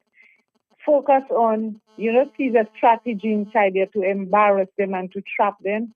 And because of their inexperience, they tell them, say yes or no. So they're thinking that, well, they want the vote ID. They say yes. Yes, that's an error. What you bashing him about? Nobody focusing on the fact that Scary that wanted the bill passed was absent in Parliament. That is of more relevance to the whole nation. Leave Paris alone. He's irrelevant. He's just a senator in the House. All right, caller, thank you very much. Different opinions. 241. Hello, yes. Matthew just played a clip there of Honorable Tony Charles of Marigold. Yes. Insulting protesters outside there, taking tear gas for you. The people are taking tear gas for the opposition on behalf of the opposition. And Tony, you're saying none of those people are your friends? Tony, how much more insultive could you be? Tony, I grew up with your daddy, and he must be very upset with you. How could you insult the people of Marigot who voted for you, put you in the house, and you said none of those protesters out there are your friends? Come on, Tony, you have a big apology to make to the protesters. Come on. And more so the people of Marigot. Hello, talk to me, yes? Good afternoon, Matt. Thank you. Good afternoon to you, my brother. How you doing? I'm going to excuse my voice because I had a slight flu. Understand. Everybody knew me as a Baptist. Yes, sir. I was a former member of parliament as a senator, served at contested election. I was president of the United Workers' Party for 3 consecutive years, up to 2022 or 23 thereabout. I, as a Baptist, is stating right now, I don't care what is the situation, who vexed and lost. Delbert Paris, deputy leader of the United Workers' Party. The United Workers' Party should call a meeting of the General Council as provided for under the Constitution and have Delbert Paris removed immediately as deputy political leader of the United Workers' Party. Delbert Paris was appointed senator by independent persons in the House of Assembly. From Isaac Baptist's point of view, when Delbert Paris assumed the deputy leadership of the United Workers' Party, he should have resigned as a member of parliament because the United Workers' Party did not contest the 22 elections on grounds of the lack of electoral reform, and it is a sham parliament. So he should have resigned. And for him, after persons went out there for days, mobilizing people to come down to Roseau against what was being to be passed in Parliament as meaningful electoral reform. We all know, tell Delbert stop insulting the intelligence of the people of Dominica, particularly people like me. We all know there are provisions in that bill that are improvement as to what exists now. We have said so, everybody knows that. But the key issues that have to be addressed as to computer registration to avoid and to remove all the names that should not be there, and confirmation will allow them to remain there. And most importantly, finance reform for accountability and the abuse of financial resources of the country by the ruling government. These are the main issues that have not been addressed in the bill. And this is why the people were out there yesterday and have been calling for, yes, we want electoral reform, but we want meaningful electoral reform.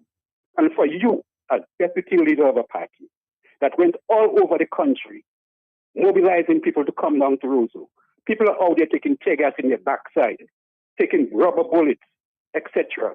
And you're going into the house with your fancy language talking that bullshit about this and that and that and that. I am going to ask the Cassius constituency, and I think the Constitution provides for 3 constituencies to summon a meeting of the General Council to have Delbert Paris removed immediately. You feel that strongly about it, sir? So? I'm saying you feel that strongly about it. How do you mean I think strongly about it? He's insulting the party. He's embarrassing the party. You don't do that. And if they have the agenda, then pursue their agenda differently. You don't insult a nation and insult people like that way, and your nonsense crap about this and that. We all know we can read and write and understand what it is. Everybody knows we have improvements. Of course, the voter ID card is an improvement. This and that is an improvement. But the key issues have not been addressed. And your role, and even you have stayed in the parliament and you debated the bill, after you make your presentation, you walk out of parliament. That's the least you should have done. And come and join the people outside here. And you sit in your bullshit in the parliament and talking that crap. Man, go pack yourself somewhere. Wow. This is the talk on the block, calling for the head of the deputy political leader of the United Workers' Party.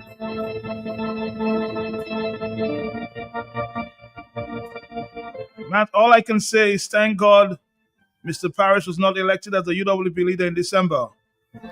But clearly Mr. Parrish has betrayed us like the previous deputy leader of the party. Okay, hello, talk to me on the telephone.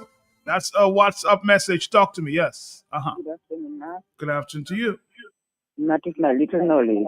Yes. I support Mr. Baptist 100%. You support Mr. Baptist? Get him out. Get this man out of here. Thank you.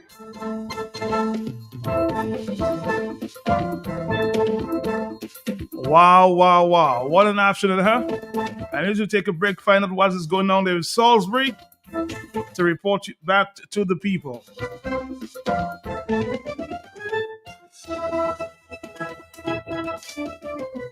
Hello, talk to me. Hello. Oh boy.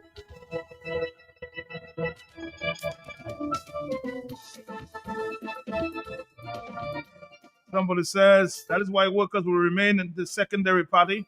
They like to wash their dirty linen in the public. On the telephone, hello, talk to me. Yes. Wow. Good afternoon to you. The contributions of everyone who is in this fight together is appreciated, including Zed Lloyd.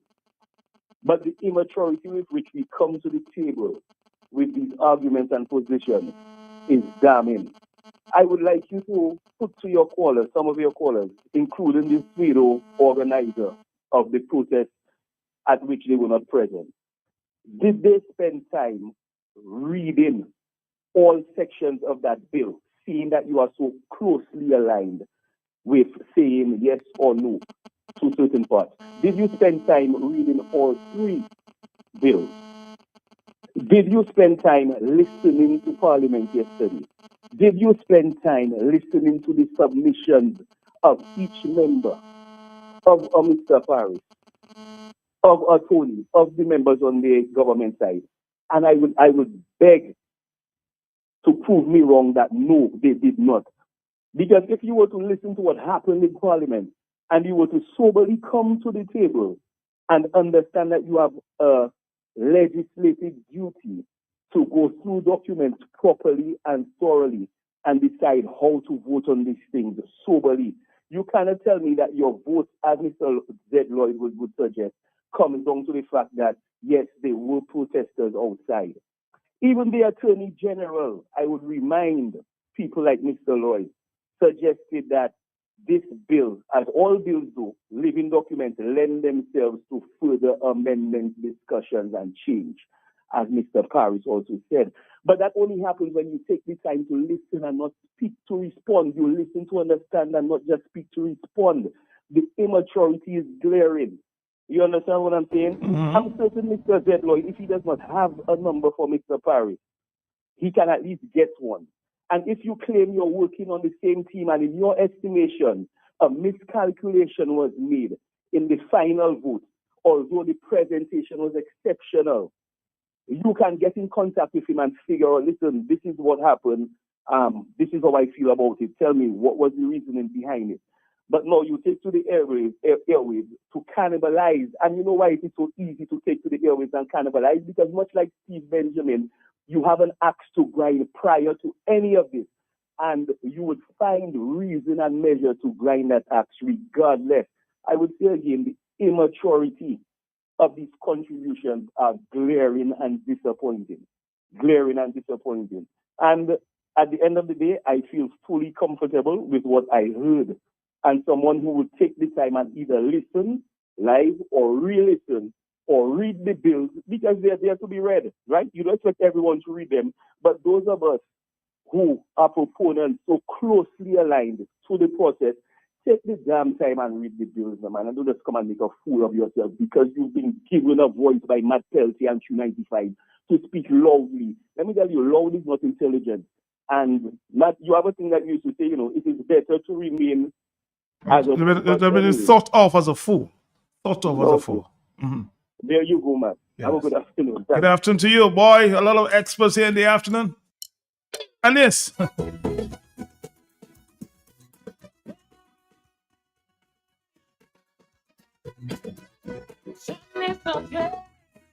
A few more calls before we wrap it up. A lot of voice notes, but time is of the essence. We'll continue, I'm sure.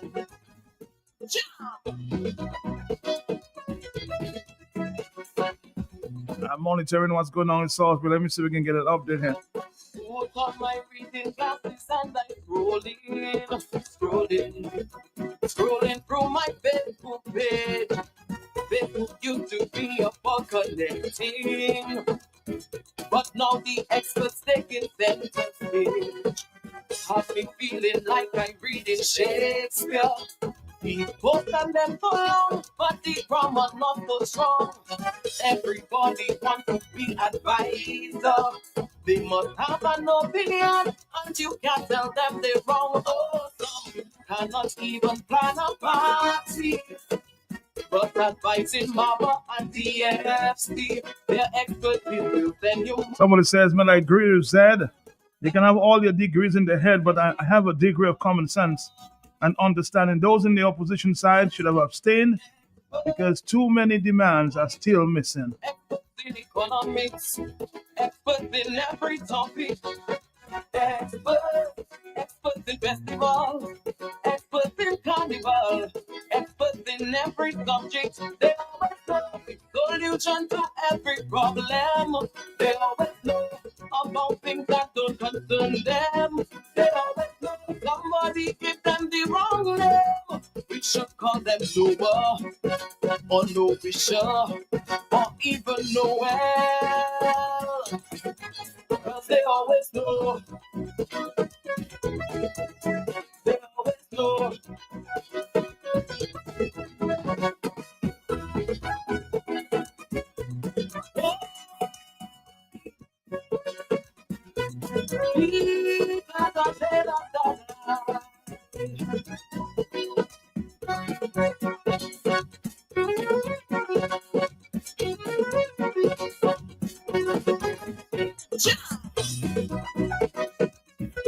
You have about 7 more minutes.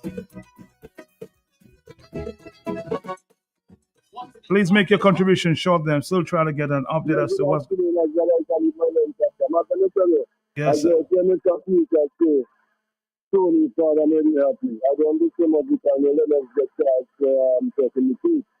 But not to see, next time when you see me voting people, I have to tell my neighbor people especially, look at the back there.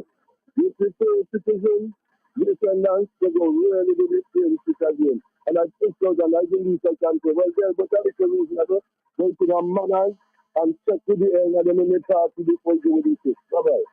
Kind of, your voice sounded a little muffled there. Somebody said, I find Mr. Zed Lloyd a little disrespectful of Mr. Paris and those of us that contend that we have gotten some things we asked for in the reform process. You're mad, Mr. Lloyd, because your advocacy failed. With I can mobilize better. People stayed away. Political science, experts in law, experts in every subject. They are the solution. Somebody says, again, a different opinion. Man, I feel that Mr. Paris should have abstained or voted no on the basis that the damage done by the parts of the bill that we disagree with put us as much disadvantaged than the advantages gained by which we agree with. The opposition folks, except for Mr. Paris, sounded yesterday like they had done a very good job of much of the analysis. Tony Charles was a joker.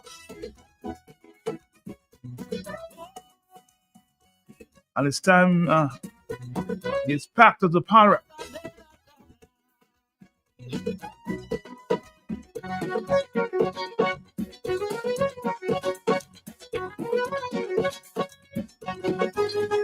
Now it's back to the drawing board. What's going on there?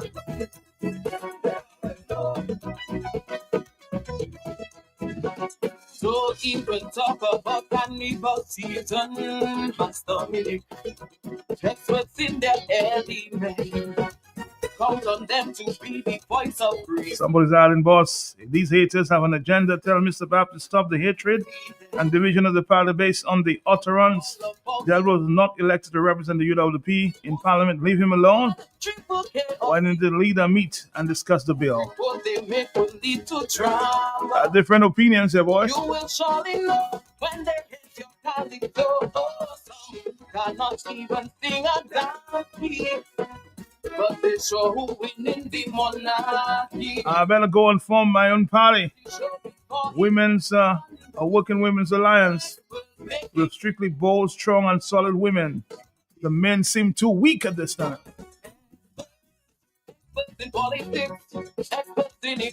This is the talk on the block. It happens on the block. We're here. Experts in calypso, experts in any subject. They always know the solution to every problem. They always know about things that don't concern them. They always know somebody give them the wrong name. We should call them Noah, or Novisha, or even Noel. Because they always know. They always know.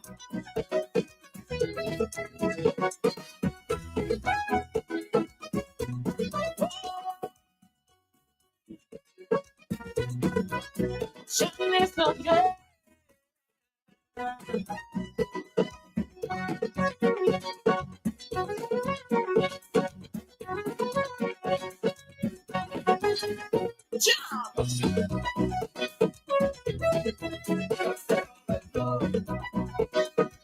It appears that the people of Salsbury are still standing. The police have not appeared just yet.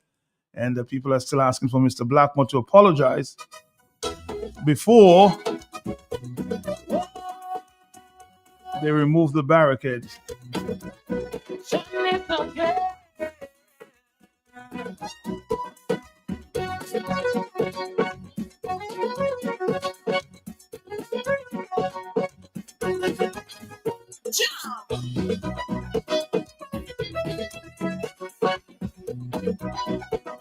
Oh boy, let me see how much minutes I have. We have 2 minutes. Let's see if we can take 2 calls quickly. The other voice notes are too long. So please, hello, we will continue tomorrow. Hello, talk to me, yes? Madam, police waiting to go there in the night so they can create their wickedness in Salsbury. How long it taking them to get this boat they have, how they calling it, to reach down to Salsbury? Well, they down there already. They're down there. If they have to clear, they're waiting in the night for them to do their wickedness. That's what they're waiting to do. Oh. And you can't tell them they're wrong. Cannot even plan a plan. I'll just say tread carefully. I was there maybe 3 hours ago, and the people seem resolute. Keep standing, I hope. I'm just saying that let's tread carefully there. On the telephone, hello, talk to me, yes? Hello, Mark. Boots on the ground. Yes, you have 2 minutes there. Mark, 2 minutes. I have 2 minutes, but I'm going to make it short. Mark. Yes. We need to understand that the devil, Satan, is at work. Mark, we need to understand that Delbert is a young guy that is in the business. Mark, we need to understand that Isaac Baptist is an experienced man. And he should come and tell the people what he see climbing the window when he was in Parliament. And could that be the same issue that was on Delbert Paris yesterday? And have Delbert Paris, and not only Delbert Paris, even the police that was on duty yesterday. If you see the way they handle an elderly man, Matt, a big man that get that kind of slap and kick and ram for what? In an area, in a churchyard, the man was crossing. Matt, the evil was on yesterday. And we need to give Delbert a break and pray that God continue putting his hand in the business. Because God's hand was in it. I saw it while I was at the barrier. When I finished playing a gospel from Africa, Matt, a gospel song that I played, and as soon as that song get into the play, Matt, it was just strength from the people to start the process. So it doesn't matter what. God is on our side, and we have to maintain that Satan that is working on us. We have to get him out. Is this Satan? Where was he yesterday? Actually, was it that he was sitting on top Delbert Paris with their group and their evil to make Delbert do or say what he had to say? Tell my people in Dominica, we need to check ourselves. Bye-bye. Who are you talking about? Who was where? The Prime Minister okay. was out of state. He was not in the house, and today that is not even our issue. Our issue is Delbert Paris. All right, my brother. Thank you. We've got to go though.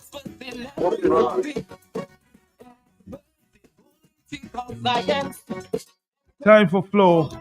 I'm gonna try to see if I can make my way again down to Salsbury. To every problem, they always know about things. There's a leadership conference at the Goodwill Parish Hall sometime later. Just one to the other. Even know well, because they always know. They always know.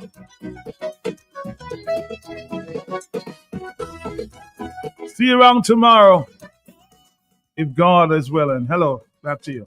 Because nations dispossessed always to reform the opposition.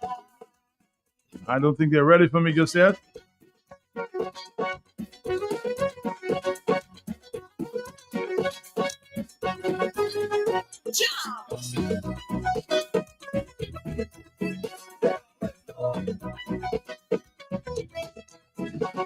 Don't even talk about carnival season, Pastor Dominic. Experts in their element. Count on them to be the voice of reason. Critiquing with confidence. They know all about the booyah. Who's the better band? Triple K or Signal Band? Every post they make will lead to drama. You will surely know when they hit your calypso. Oh, some cannot even sing a damn beat, but they show who win in the monarchy. They'll finish just the show before it's done. See how the experts making trilogy run. We run. Experts in politics, experts in economics, experts in every topic. Experts in bouillon, experts in calypso, experts in any subject. They always know the solution to every problem. They always know about things that don't concern them. They always know somebody give them the wrong name.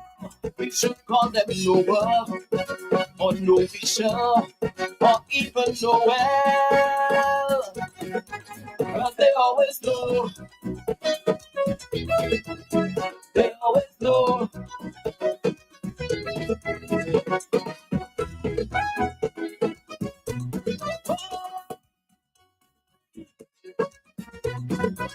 Shouldn't forget.